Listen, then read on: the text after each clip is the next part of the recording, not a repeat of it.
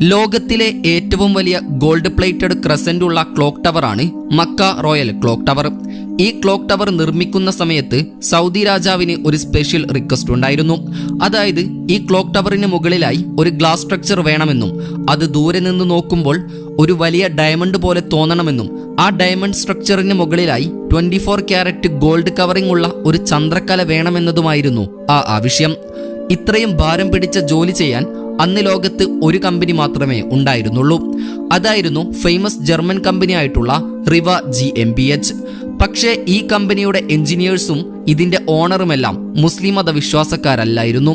അതിവിടെ പറയാൻ കാരണം മക്കയിലേക്ക് പ്രവേശനം മുസ്ലിങ്ങൾക്ക് മാത്രമാണെന്ന് നമുക്കറിയാം. അതുപോലെ സൗദിയിലെ നിയമങ്ങളും കർശനമാണെന്ന് നമുക്കറിയാം.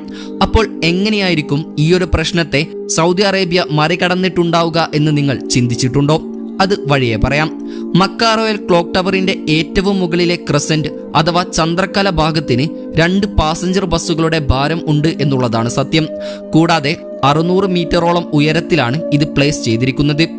അതുപോലെയുള്ള ഈ ടവറിലെ മറ്റൊരു എഞ്ചിനീയറിംഗ് അത്ഭുതമാണ് കിലോമീറ്ററുകൾ അകലെ നിന്ന് വരെ കാണാൻ കഴിയുന്ന ഈ വലിയ ക്ലോക്ക്. ഈ ക്ലോക്കിന്റെ ഓരോ സൈഡും 43 മീറ്റർ വൈഡിലാണ് നിർമ്മിച്ചിരിക്കുന്നത്. അതായത് ക്ലോക്കിന്റെ ഒരു സൈഡിന് മാത്രം 16,000 സ്ക്വയർ ഫീറ്റ് ഉണ്ട്. അതായത് 500 സ്ക്വയർ ഫീറ്റ് ഉള്ള 35 വീടുകൾക്കുള്ള സ്ഥലമാണിത്. അപ്പോൾ തന്നെ ഇതിന്റെ വലുപ്പം നമുക്ക് ഊഹിക്കാമല്ലോ. കൂടാതെ ഈ ക്ലോക്ക് ടവർ നിർമ്മിക്കാനായി $16 ബില്യൺ അഥവാ ഇന്നത്തെ ഇന്ത്യൻ രൂപയുടെ മൂല്യമനുസരിച്ച് 1,37,000 കോടി ഇന്ത്യൻ രൂപയാണ് ചിലവഴിച്ചിട്ടുള്ളത്. ഇതുകൊണ്ടാണ് ലോകത്തിലെ മോസ്റ്റ് എക്സ്പെൻസീവ് സ്കൈക്രാപ്പറിൽ ഒന്നായി മക്ക റോയൽ ക്ലോക്ക് ടവർ മാറിയത്. കൂടാതെ ഇപ്പോൾ ലോകത്തിലെ ഏറ്റവും നീളം കൂടിയ 4ാമത്തെ ബിൽഡിങ്ങും ഇതാണ്. ലോകത്തിലെ ഏറ്റവും വലിയ മുസ്ലിം പള്ളിയായിട്ടുള്ള മസ്ജിദുൽ ഹറമിൽ നിന്നും വെറും 300 മീറ്റർ അകലെയായിട്ടുള്ള ഒരു വലിയൊരു കോംപ്ലക്സിന്റെ ഭാഗമായാണ് ഈ ക്ലോക്ക് ടവർ നിർമ്മിച്ചിട്ടുള്ളത്. പക്ഷേ 2002 മുൻപ് ഇവിടെ അജിയത് ഫോർട്രസ് എന്നൊരു കോട്ടയുണ്ടായിരുന്നു. ഈ കോട്ട 1780 ഒട്ടോമൻ സാമ്രാജ്യം കഅബ സംരക്ഷിക്കാനായി നിർമ്മിച്ചതായിരുന്നു. ലക്ഷക്കണക്കിന് ആളുകൾ ഹജ്ജിനായി ലോകത്തിന്റെ പല ഭാഗത്തു നിന്നും എത്തുന്ന പരിശുദ്ധമാക്കപ്പെട്ട പുണ്യഭൂമിയാണ് മക്ക. ഹജ്ജിന്റെ സീസൺ അല്ലാത്ത സമയത്തും മസ്ജിദുൽ ഹറം ആളുകളെ കൊണ്ട് നിറഞ്ഞതായിരിക്കും. അതിനാൽ തന്നെ സൗദി അറേബ്യയുടെ വരുമാന സ്രോതസ്സിൽ 2ാമത് നിൽക്കുന്നത് റിലീജിയസ് ടൂറിസമാണ്. ഓരോ വർഷവും $12 ബില്യൺ ഇതിൽ നിന്നും സൗദി അറേബ്യക്ക് ലഭിക്കുന്നത്.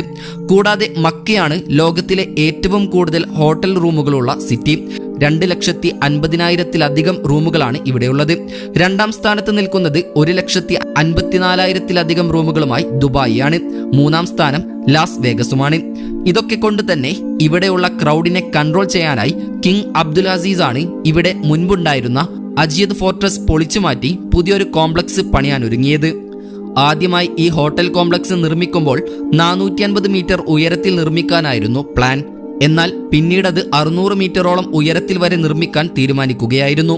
ആ സമയത്താണ് ഈ മിനാരത്തിന് മുകളിലായി വലിയൊരു ക്ലോക്ക് കൂടി നിർമ്മിക്കണമെന്ന ആശയം സൗദി രാജാവ് മുന്നോട്ട് വെക്കുന്നത്. അങ്ങനെ ഒരുപാട് നാളത്തെ കഷ്ടപ്പാടുകൾക്കും എക്സ്പെരിമെന്റുകൾക്കും ശേഷം ഈ ടവറിന്റെ ടോപ്പ് സ്ട്രക്ചർ പണി തീർക്കുകയായിരുന്നു.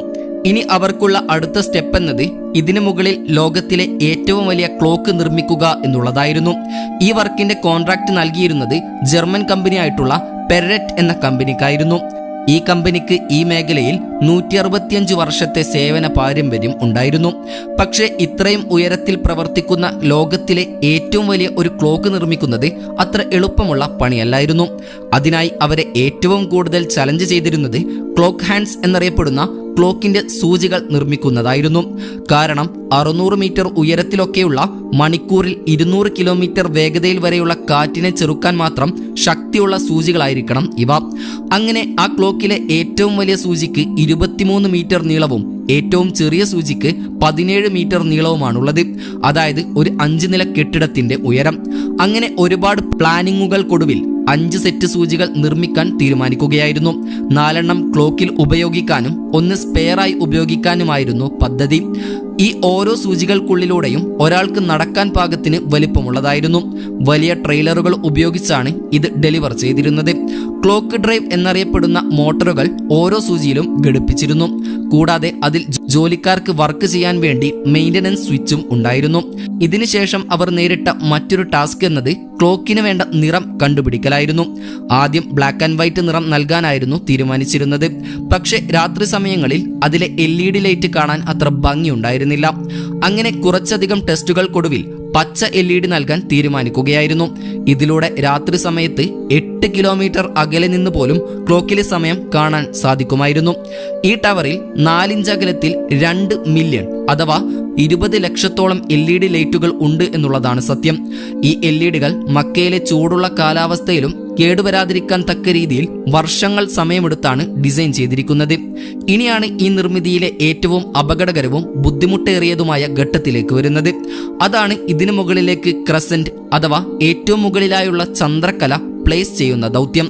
ടവറിന്റെ ഉയരം 600 മീറ്ററിലേക്ക് എത്തിക്കാൻ ഈ ചന്ദ്രക്കല ആവശ്യമായിരുന്നു. ഏകദേശം 75 അടിയോളം ഉയരവും വീതിയുമുള്ളതായിരുന്നു ഈ ചന്ദ്രക്കല.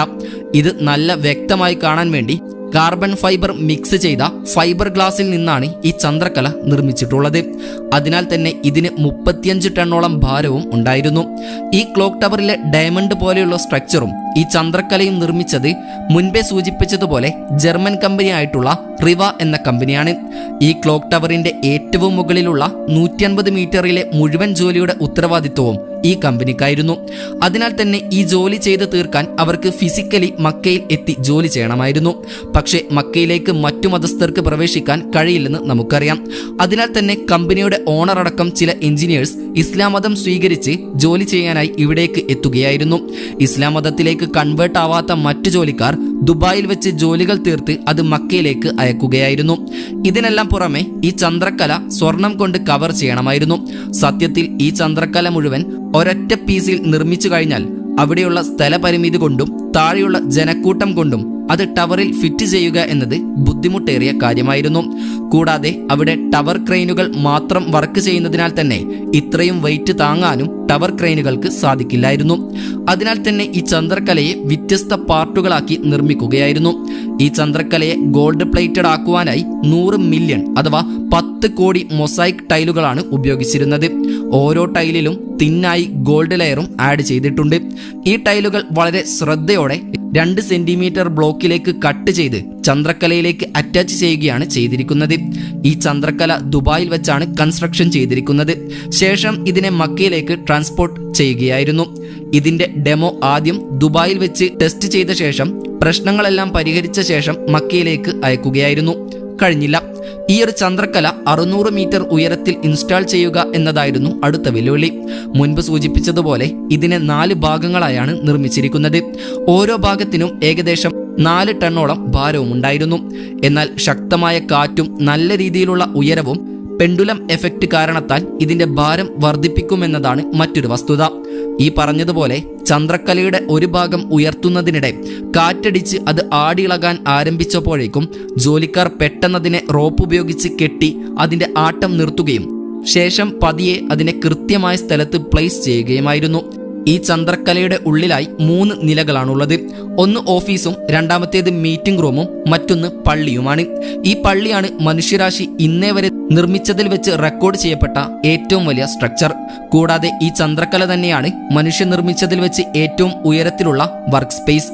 ബുർജ് ഖലീഫയുടെ ഏറ്റവും ഉയരത്തിലുള്ള നില സ്ഥിതി ചെയ്യുന്നത് 585 മീറ്റർ ഉയരത്തിലാണ്. അതുപോലെ ഷാങ്ഹായ് ടവർ 583 മീറ്ററിലുമാണ്. 2002 മക്ക ടവറിന്റെ കൺസ്ട്രക്ഷൻ ആരംഭിക്കുന്നത്. 9 വർഷത്തെ കൺസ്ട്രക്ഷന് ശേഷം 2011 ഇതിന്റെ പണി പൂർണ്ണമായും അവസാനിക്കുന്നത്. ഈ ടവറിന്റെ ആർക്കിടെക്ചറായിട്ടുള്ള ഗുൻഡർ നെല്ലസ് എന്ന വ്യക്തിക്ക് ഈ ക്ലോക്ക് ടവർ ഇതുവരെയും അടുത്ത് വെച്ച് കാണാനുള്ള ഭാഗ്യം ലഭിച്ചിട്ടില്ല. പകരം അദ്ദേഹം ദൂരെ നിന്നും ആ ടവർ കാണുക മാത്രമാണ് ചെയ്തിട്ടുള്ളത്. ഏതായാലും ഒഫീഷ്യലി രേഖപ്പെടുത്താത്ത 8ാമത്തെ ലോകാത്ഭുതമായി ഇന്നും മക്ക റോയൽ ക്ലോക്ക് ടവർ നിലകൊള്ളുന്നു. ഇതിനെപ്പറ്റിയുള്ള നിങ്ങളുടെ അഭിപ്രായങ്ങൾ